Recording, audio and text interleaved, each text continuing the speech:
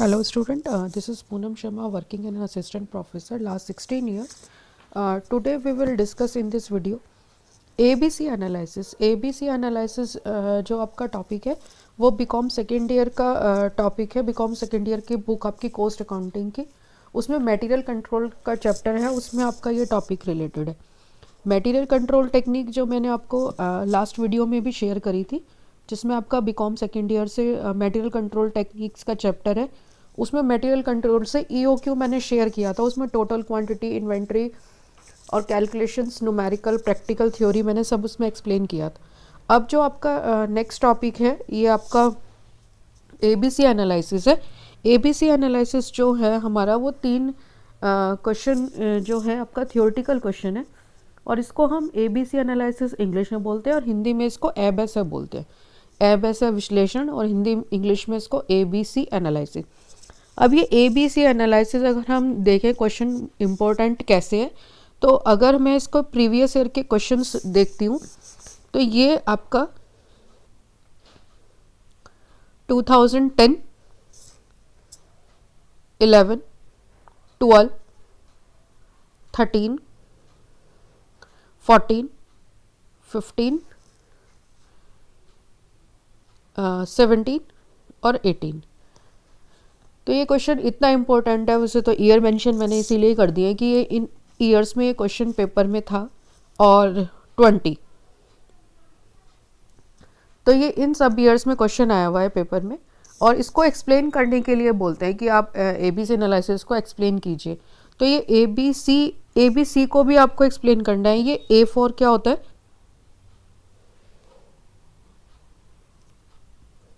A for है always, और B for है बेटर,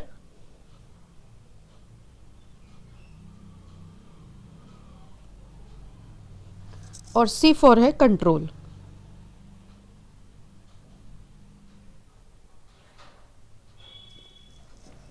ये ऑलवेज, बेटर, कंट्रोल है, जिसको हम फुल फॉर्म में एक्सप्लेन करते हैं। ये ए बी सी स्टैंड मतलब टर्म्स जो हम क्लियर करें, A for always, B for better और सी फॉर कंट्रोल। अब नेक्स्ट क्वेश्चन आता है कि एप्लीकेबल कैसे होता है, क्या इसको किस तरह से यूज़ करते हैं। मटेरियल कंट्रोल करने की टेक्निक है ये, और जैसे आपने लास्ट वीडियो में भी मैंने आपको शेयर किया था कि मटेरियल कंट्रोल हम क्यों करते हैं, कि आपका मटेरियल जो है वो चोरी ना हो जाए या कोई उठा ना ले, या आपका मतलब अवेलेबिलिटी मटेरियल की टाइम टू टाइम हो, प्रोडक्शन आपका रूटीनली चलता रहे, कोई भी बीच में पॉज ना हो आपका प्रोडक्शन का। तो इसीलिए हम ये मटेरियल कंट्रोल करने की टेक्निक बनाते हैं, ताकि आपकी 3 कैटेगरी में हम लोग स्टॉक को रख ले, जिसमें आपका 3 कैटेगरी में डिवाइड करना है। अब 3 कैटेगरी क्या है? ए में जो आप जैसे स्क्रीन पर भी देख रहे हैं, आप इसका स्क्रीनशॉट ले सकते हैं। ए जो है वो एक्सपेंसिव इन्वेंट्री के लिए हमने डिवाइड किया, बी जो है वो मॉडरेट के लिए, और जो सी है वो लो कॉस्ट इन्वेंट्री के लिए। यानी कि ए में हम वो इन्वेंट्री रखते हैं जिनमें सबसे ज़्यादा आपकी कंट्रोल की रिक्वायरमेंट होती है, मतलब जो सबसे ज़्यादा हमारे लिए प्रीशियस है या वैल्यू में सबसे ज़्यादा है।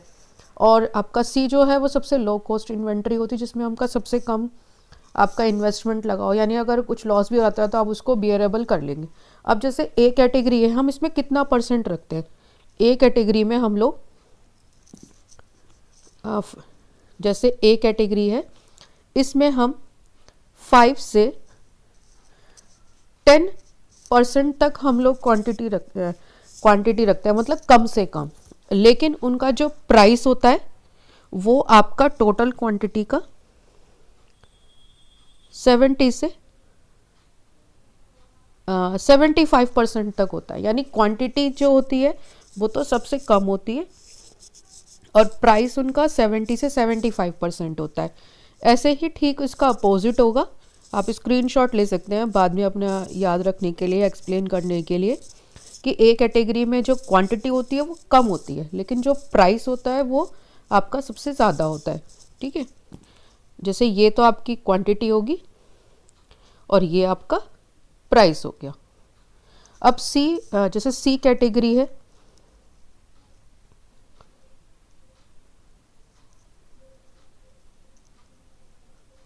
सी कैटेगरी को अगर हम डिवाइड करते हैं, सी कैटेगरी में जो क्वांटिटी होगी वो आपकी 70 से 75% होगी, यानी क्वांटिटी, यानी कि क्वांटिटी उसकी ज़्यादा होगी और जो प्राइस होगा वो उसका 5 से 10% होगा। हाँ, इसको हम ठीक अपोजिट बोल सकते हैं कि ए कैटेगरी का अपोजिट बिल्कुल सी कैटेगरी है, यानी इसमें क्वांटिटी तो उसमें थी कम, इसमें ज़्यादा है, और उसमें प्राइस था ज़्यादा और इसमें प्राइस है कम। अब आई बी कैटेगरी। बी कैटेगरी इन दोनों का मिड वैल्यू है, यानी बी में जो हम रखेंगे वो कैसे रखेंगे, बी में जो क्वांटिटी होती है वो 5 to 10% होती है, यानी 15 से 25% तक रखते हैं। यही इसका क्वांटिटी है और यही इसका प्राइस है। अब नेक्स्ट क्वेश्चन ये आता है कि हमें ऐसे ज़रूरत क्या पड़ी है कि हम लोग इसको 3 कैटेगरी में डिवाइड कर रहे हैं। वो 3 कैटेगरी में हमने इसलिए कैटेगरी को डिवाइड किया है ताकि हम आपके मटेरियल कंट्रोल को अच्छे तरीके से कर सकें। यानी मटेरियल को हम कंट्रोल कैसे करना है, कंट्रोल मतलब क्या है कि हम उसको टूटने फूटने से बचाएं, उसका स्पॉइलेज से बचाएं, कॉन्टीन्यूसली आपका प्रोडक्शन होता रहे, लेबर को ज़्यादा ज़्यादा वेस्ट टाइम ना करना पड़े कि वो वेस्ट आपका टाइम बहुत ज़्यादा वेस्ट हो रहा है, उनको continuously stock time to time मिलता रहे, और जितना भी आपका स्पॉइलेज है, आपका मटेरियल वेस्टेज है, वो ना हो।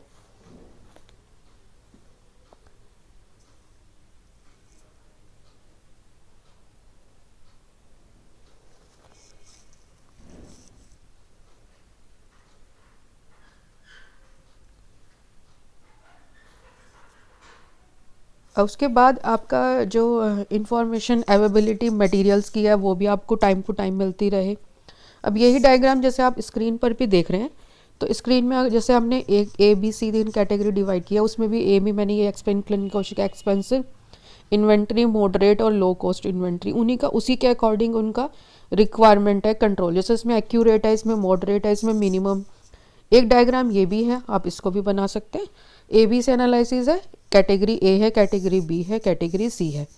हाई वैल्यू है जिसमें इन्वेंट्री आइटम्स है, मॉडरेट वैल्यू है, लो वैल्यू है, इन्वेंट्री आइटम्स हैं। तो ए बी सी एनालिसिस इस तरह से एक्सप्लेन करते हैं। जैसे कि आपने मटेरियल कंट्रोल टेक्निक सीखी थी EOQ, ये उससे नेक्स्ट टर्म है कि हम सबसे पहले तो इसमें ऑब्जेक्टिव देखना है कि ये रिक्वायरमेंट क्यों है और कैसे इसको एप्लीकेबल करते हैं। तो एक बार और मैं रिपीट कर देती हूँ, A B C, A for always, B for better और सी फॉर कंट्रोल, हमने 3 कैटेगरी में डिवाइड किया है। ए में जो क्वांटिटी होगी वो आपकी कम होगी और सी में होगी ज़्यादा, और ए में होगा प्राइस ज़्यादा और सी में होगा बिल्कुल उसका उल्टा, यानी कि अपोजिट, वो उसी के अकॉर्डिंग प्राइस कम हो जाएगा। बी में हो जाता है वो मॉडरेट, यानी कि बीच वाला वैल्यू। इसी तरह से आप इसको एक्सप्लेन कर सकते हैं विद डायग्राम। आप स्क्रीनशॉट लेना चाहते हैं, स्क्रीनशॉट ले सकते हैं।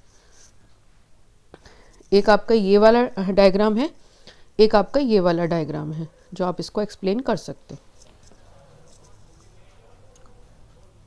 अगर आपको वीडियो अच्छी लगी है तो आप इसको लाइक कर सकते हैं और कमेंट कर सकते हैं, ताकि मैं आगे अभी आपको एग्ज़ाम पेपर से रिलेटेड और भी वीडियोस अपलोड कर सकूं। Thank you.